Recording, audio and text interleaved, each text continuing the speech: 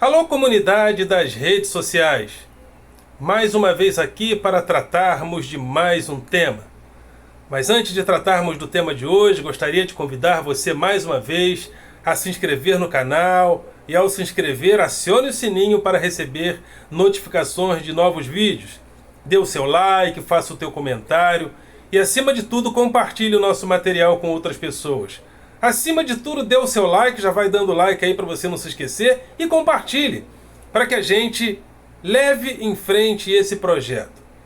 Canal esse que tem dois objetivos principais: convidar a classe dos professores para que nós possamos participar do debate público. Professores, vamos para o debate público. Por enquanto não participamos daquele debate público mais aparente nos grandes meios de comunicação, mas vamos caminhar para lá, mas vamos, como já dizia o Cristo, ser fiéis no pouco. O pouco, estamos aqui nas redes sociais, no YouTube, no Facebook, nos nossos grupos aí. Faça o teu canal. Você que é professorinha da creche, você que é professor do primeiro ao nono e até o ensino médio, faça o teu canal para que a gente possa entrar no debate. Esse canal tem esse objetivo também. E também temos o objetivo de combater o pensamento binário nas redes sociais. O pensamento binário, você pode falar qualquer coisa para ele que ele acredita. O presidente falou assim agora: eu não posso fazer nada. Mas o pensamento binário diz: o Congresso atrapalha o presidente. Bom, todas as democracias do mundo, o presidente trabalha, ou o primeiro-ministro, o executivo tem que trabalhar com o parlamento, com os três poderes. Mas aqui, o cara diz: eu sou incompetente, eu não posso fazer nada. E o pensamento binário diz: amém, senhor presidente. E, por outro lado, uma oposição que não consegue, ao negociar o apoio ao Baleia Rossi, colocar as questões ali firmes. Impeachment, sim. Então temos uma oposição fragilizada, mas que se fragiliza por falta de atitude. E, por outro lado, um presidente que controla uma massa de imbecis que acreditam em qualquer tipo de argumento. Começou a coceirinha no meu nariz. Será que é psicológico? Então, esse canal tem esse objetivo também, de combater o pensamento binário, para que a gente se torne pessoas mais críticas, que a gente observe a crítica de uma maneira mais complexa, na sua complexidade. Reflexões, análises e sínteses. Vamos fazer esse tipo de movimento crítico em torno do nosso modelo político. E o tema de hoje é covardia, o pior adjetivo. Olha, desde a antiguidade, dizer que alguém é covarde ou chamar alguém de covarde, seja em qual cultura for, isso sempre foi muito mal visto. Até na cultura judaico-cristã, lá no texto bíblico, quando Deus convocava o povo de Israel para a guerra, e o povo de Israel era um tanto quanto frágil na hora de combater. Se Deus falava: mata todo mundo, até criança de berço, o povo tinha que matar. Corta a cabeça do rei, o povo tinha que cortar. Conquista a terra prometida, aí o povo: não, Senhor, lá os homens são muito fortes, não dá pra gente. Aí Deus se enfurecia, porque o Deus da Bíblia dizia: povo de Israel, portai-vos varonilmente. A palavra varonilmente vem de varão, homem, ou seja, a palavra homem já significava coragem também. Tanto é que Jeová Sabaô era o Senhor da guerra. Então, se acovardar era uma coisa muito mal vista, até pelo Deus da Bíblia. Os povos nativos que vieram da África, os que viviam aqui no Brasil, e tantos outros povos, tinham na guerra, na atitude guerreira, um símbolo de coragem. Lá na cultura hindu, houve um herói que num determinado momento ele tinha que combater com pessoas que ele havia deixado no passado, mas que eram os seus parentes. Era o guerreiro Arjuna, e ele tinha que combater, aquele era o destino dele. Ele não podia se acovardar, e ele teve que lutar. A coragem sempre foi muito valorizada, não só na areté guerreira, que o grego também se utilizava, mas na areté política. Quando a areté política apareceu entre os gregos, que é a conquista da dimensão pública da vida, a coragem de falar, a coragem de dizer o que pensa, como Sócrates disse, e até morreu. Mas, mesmo tendo a chance de fugir, Sócrates falou: não, eu vou enfrentar a morte, porque se eu fugir, aquilo que eu falei perderá o sentido. Coragem, areté, virtude, areté guerreira, areté política. E hoje vivemos um momento, na modernidade, sobretudo agora, sobretudo no Brasil, sobretudo com as redes sociais, a gente vive várias perdas.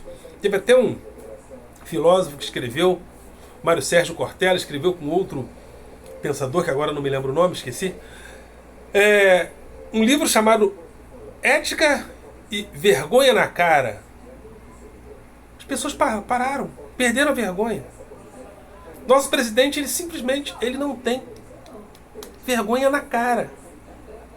E a vergonha na cara dele é reproduzida por um montão de gente sem vergonha que ainda coloca a sem vergonhice no colo de Deus. Ainda falam dessa sem vergonhice em nome de Jesus. Então, diante da sua incompetência, diante, sobretudo, da Covid-19, onde o Brasil hoje não trabalhou a infraestrutura sequer para produzir seringa para aplicar a vacina, diante do fracasso total de 200 mil mortos, onde o presidente fica falando que o Brasil, que as pessoas precisam tomar cloroquina sem prova científica e com a covardia das instituições médicas também, covardes, que simplesmente deixam. Se você, se nós pessoas comuns sairmos por aí receitando remédio sem comprovação científica, isso é curandeirismo, é crime, mas o presidente pode. E por covardia das instituições médicas também, que permitem esse tipo de coisa, se acovardam. Então, e o presidente agora se acovardou, falou: não, eu não posso fazer nada. Eu não posso fazer nada porque simplesmente, ou seja, não deixam eu fazer.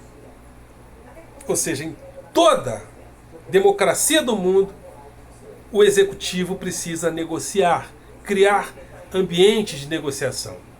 Mas aqui simplesmente o cara diz: eu estou de mãos atadas. Eu estou com as mãos atadas. E ao dizer que nada ele pode fazer, porque o argumento é que o Brasil está quebrado. Olha que argumento, Brasil está quebrado. Em primeiro lugar, já é uma estupidez por ela mesma. Porque mesmo se o Brasil tivesse quebrado, o que não está, é mentira. Quando você diz que está, você afasta o investidor. Qual investidor que vai querer investir num país que está quebrado e que o líder diz que ele está quebrado? Que garantias esse país pode dar para o investidor? E por outro lado é uma mentira também, porque um país não quebra. Um país não é uma empresa. Você sabia disso? Um país pode emitir moeda, fabricar moeda e emitir, como fez os Estados Unidos agora, para sustentar a população perante a pandemia. O Trump fez isso. Um país pode emitir moeda. A sua empresa pode quebrar. Por quê? Porque ela não pode emitir moeda. Ela não pode fabricar dinheiro. Ela não pode emitir moeda. Um governo pode emitir moeda. Pode emitir títulos da dívida pública. Estipular um valor. Então é mentira. Um país nunca quebra. E o que é uma empresa quebrar? Ela quebra e ela desaparece. Quando ela quebra, ela desaparece. Qual o país que desaparece? Qual o país que quebra e some? Mas o gado acredita. Esse pessoal que come sal, que come capim, acredita. E ele conta com a burrice do gado dele. Ô gente burra! Olha, eu vou dizer uma coisa. Eu ando meio sem paciência para burrice. Poucas coisas na vida me irritam. Eu sou uma pessoa tranquila. Quem me conhece sabe e me acham calmo até demais. Mas a burrice arrogante sobretudo. Quando a burrice ela é da ingenuidade, tudo bem. Mas quando a burrice é do cara que não sabe nada, eu briguei, tive que brigar com um parente meu, porque é burro e não sabe nada, e é arrogante. Então a burrice arrogante, a burrice estúpida e a burrice má, que vê as pessoas morrendo e simplesmente diz, não tem nada não tem coronavírus não. Vamos pra rua mesmo, vamos tomar cloroquina que tá tudo certo. Então é uma burrice, mas é uma burrice arrogante. E o mais curioso é que o presidente diz que o país está quebrado, mas e o ministro da Economia, Paulo Guedes, que falou que o Brasil está indo muito bem, está caminhando muito bem, está reagindo e que vai crescer em V. Ele caiu, mas vai crescer em V. Porque os economistas mais conscientes dizem que o Brasil, né, vem descendo e vai ter um crescimento em U. O Paulo Guedes diz que é em V. E ele já disse que o Brasil já está reagindo muito bem diante da Covid-19. E os filhos dele, um dos filhos dele, né, que eles são tão burros, são tão idiotas que eu esqueço até de distinguir quem é quem, porque os três só falam bobagem. Então, um dos filhos dele falou, não, que o Brasil tá bem, tá caminhando bem. Mas há poucos dias atrás, o próprio Bolsonaro tinha dito não, Brasil. Só que agora nós chegamos a um momento tão decisivo, porque ele já percebeu a bobagem que fez, ele já percebeu as consequências da má gestão perante a Covid-19, ele já percebeu o rigor das possíveis cobranças, ele já percebeu que pode não eleger o seu representante para a Câmara, pode dar baleia a Rossi, e a possibilidade de um impeachment, e oremos a Deus para que esse impeachment venha, isso pode acontecer. E o mais curioso é que ele fala uma coisa hoje, e ele fala uma coisa amanhã, e o gado sequer cobra, mas o senhor não falou isso diferente há pouco tempo atrás? Há pouco tempo atrás o teu ministro da Economia não falou que as coisas estão indo bem? O teu filho há poucos dias atrás não falou que o Brasil está indo muito bem, reagindo bem à Covid-19? E ele vem falando coisas semelhantes há muito pouco tempo. E agora, simplesmente, diz que ele não pode fazer nada porque o Brasil está quebrado. Confundindo as pessoas, porque as pessoas simples, as pessoas humildes, não sabem distinguir a saúde ou a má gestão de uma empresa e um país, de uma empresa e uma nação. Um país não quebra. Venezuela, por exemplo, está lá com todas as dificuldades, mas os investidores pressionam Maduro porque eles querem voltar a investir no petróleo, na PDVSA, que é a empresa de petróleo do país. Então, mesmo um país estando em bancarrota, o investidor está ali. E mesmo quando um país está em bancarrota, tem gente que investe exatamente na crise. Só que nós precisamos de investimentos não em especulação, não em gente que financia os títulos da dívida pública. Nós precisamos de investidores que invistam na infraestrutura do país, que invistam em ciência, que invista em tecnologia, que invista na indústria, essa economia mais objetiva, mais palpável. A gente não pode ficar só na especulação, porque a especulação não coloca uma agulha como investimento. Mas ele investe, mas ele lucra, mas o especulador lucra nos juros. Mas nós não podemos ficar só vivendo de juros, porque a maioria de nós somos trabalhadores. A maioria de nós é trabalhador, vive do trabalho, vive de produtos reais, objetivos, do nosso salário. Então precisamos de investidores que investam em emprego. E vai o pangaré da República dizer: não posso fazer nada porque o país está quebrado. Bolsonaro é um covarde. Bolsonaro é um irresponsável. Bolsonaro é um mentiroso, porque acima de tudo, ele não disse para as pessoas que o Brasil tem 5 trilhões em reservas. Que eu penso até que seja em dólar, porque há pouco tempo atrás, Maria Lúcia Fatorelli, que é a presidente da Auditoria Cidadã da Dívida Pública, dizia que o Brasil tinha mais de 3 trilhões e meio. Depois foi para 3 trilhões e meio de reserva, entre reservas internacionais, no Tesouro e no Banco Central.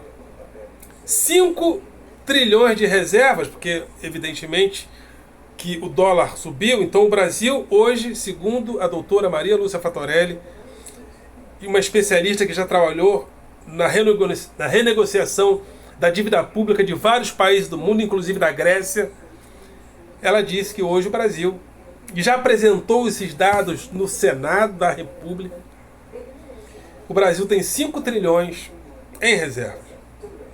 Como um país... Você já parou para pensar? Você já perguntou a um especialista o que significa 5 trilhões? 5 trilhões. Já parou para perguntar a um especialista? 5 trilhões em reservas é o PIB de muitos países. E como o Brasil está quebrado, o problema é que há muito tempo a gente tem feito uma opção de remunerar o investidor, de remunerar a sobra de caixa de banco. Os bancos depositam, ou o Banco Central captura uma certa quantia dos bancos no final da tarde, no final dos dias, e remunera segundo a taxa Selic. E agora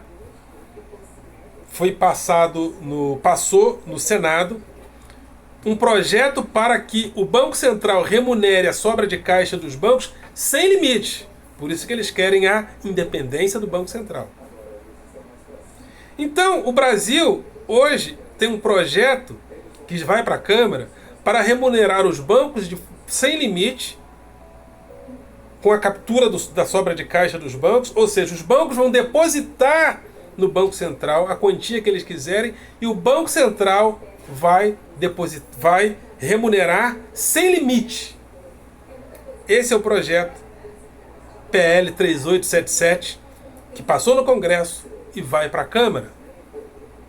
E o Brasil, segundo a doutora Maria Lúcia Fatorelli, em 10 anos, joga literalmente trilhões para remunerar essa sobra de caixa.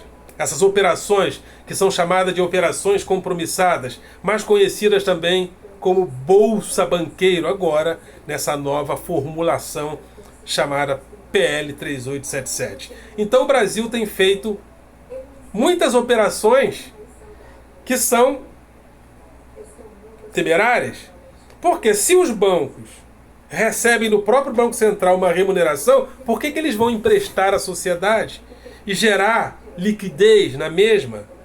Porque, segundo a doutora Maria Lúcia Fatorelli, inclusive, é o dinheiro circulando na sociedade que gera o movimento dessa sociedade. Por exemplo, o governo Ou seja, o Estado deu R$ 600 para as famílias agora, por exemplo. E esses R$ 600 só movimentou a economia, movimentou o ramo de materiais de construção, por exemplo, com R$ 600.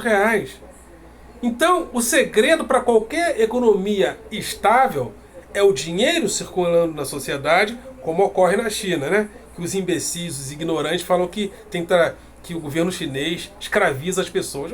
Uns burros, idiotas, ignorantes, sabem nada. Então, mas o presidente se declarou incapaz. Ele se declarou incapaz.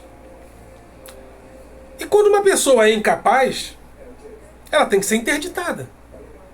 Há recursos legais para isso. Inclusive, há juristas que dizem que Bolsonaro tem que passar por um exame de sanidade mental para saber se ele tem condições de ocupar a presidência da República. Está provado que não tem. Mas agora ele diz que, ele dizendo que ele não pode fazer nada, que o Brasil está quebrado, então ele já disse que ele é incapaz. Então ele foi eleito para dizer que é incapaz? Para dizer que não pode fazer nada? Foi para isso que nós elegemos este cara, né? Porque eu já perdi completamente o respeito por ele. Porque quando uma figura é presidente da República, você respeita aquela pessoa jurídica que está ali. Mas o Bolsonaro é um cara muito safado, irresponsável, ignorante e precisa ser tirado da presidência da República. E esse ano isso precisa acontecer. E não vem com esse papo de que o Brasil está quebrado, porque há questões, por exemplo, como saúde, que são atribuições do Estado segundo a Constituição. Então, eu gostaria de colocar um elemento novo. Nós temos a possibilidade do impeachment de Bolsonaro ainda este ano. E eu coloco mais um elemento para que os juristas movimentem um plano de interdição do presidente Jair Messias Bolsonaro. Ok, galera? Vocês são do coração.